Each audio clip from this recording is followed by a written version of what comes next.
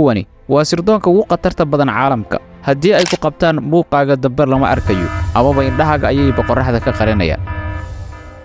qubarada dhanka ammaanka marka ay ka hadlayaan sugidda ammaanka dal waxa ugu horeeya ay ku taliyaan ayaa ah helidda hay'ad sirdoon oo awood leh. sababtaas ayayna dalalka dunidu dhaqaalaha ugu badan ugu bixiyaan casriyeynta iyo horumarinta awoodaha sirdoon iyo xog helidda. sirdoonku waxa uu ka mid yahay waxyaabaha udubdhexaadka u ah dal walba, isla markaana xogaha dibadda iyo gudahaba keena iyadoona lagu salaynayo danaha qaranka iyo sugidda amniga dalkaas.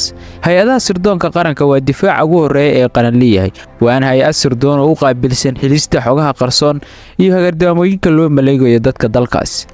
dalalka dhan ma noqon karaan isku awood dhaqaale iyo mid sirdoon. haddaba muuqaalkani waxaynu ku faaqidi doonaa 5 sirdoon ee ugu awoodda badan caalamka iyo dalalka iskale. kaalinta koobaad waxaa ku jira sirdoonka Mareykanka ee CIA. hay-adda sirdoonka Mareykanka ee CIA waxaa la aasaasay sanadkii 1947 waxayna hay-addan leedahay xirfad sirdoon oo aad uga sarreysay hay-adaha kale ee caalamka, isla markaana waxay xog badan ka og yihiin dhacdooyinka ka dhaca caalamka. hay-adda CIA ayaa dowladda Mareykanka u qaabilsan helista iyo ururinta xogaha sirdoon ee dibadda iyo gudahaba. si rasmi ah looma shaacin tiraha shaqaalaha sirdoon ee hay-addan, laakiin waxaa la rumaysan yahay inay ka mid tahay kuwa ugu awoodda badan uguna dhaqaalaha sarreeya caalamka sirdoonka.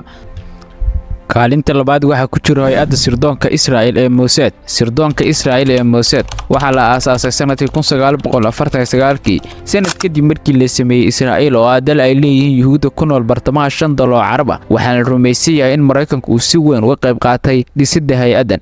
hay-addan ayaa muhiimad gaar ah u leh Israa'iil, isla markaana howlgallo badan waxa ay ka filisay wadamo badan oo kala yaala daafaha caalamka.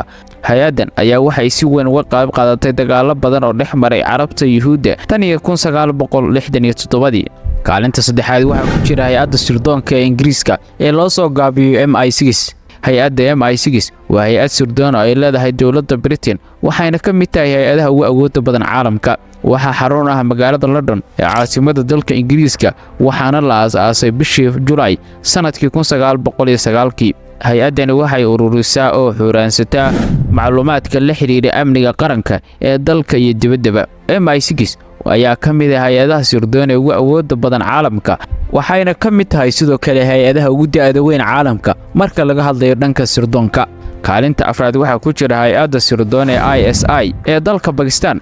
hay-adda ISI waa hay-ad sirdoon oo uu leeyahay qaranka Pakistan, isla markaana waxay udubdhexaad u tahay amniga qaranka dalkaas. hay-adda ISI waxaa xarun u ah magaalada Islamabad, waxaana la aasaasay sanadkii 1949 ayaa waxaa lagu tilmaamaa mid awood badan u leh dalka Pakistan, waana hay-ad ay ku tashtaan shacabka dalkaasi iyo madaxdoodaba. kaalinta shanaad waxaa ku jira hay-adda sirdoon ee GRU oo uu leeyahay waddanka Ruushka. hay-adda GRU waa hay-ad sirdoon oo uu Ruushku leeyahay, isla markaana waxaa la aasaasay sanadkii 1992 waxaana hay-addan la aasaasay kadib burburkii Midowga Soviet ee sanadkii 1990. waxayna bedeshay hay-addii sirdoon ee ugu awoodda badneed caalamka, taasi oo uu lahaa Midowga Soviet loona soo gaabi jiray KGB. hay-addani waxa ay sii xoogaysatay tan iyo markii uu xilka la wareegay madaxweynaha Ruushka Vladimir Putin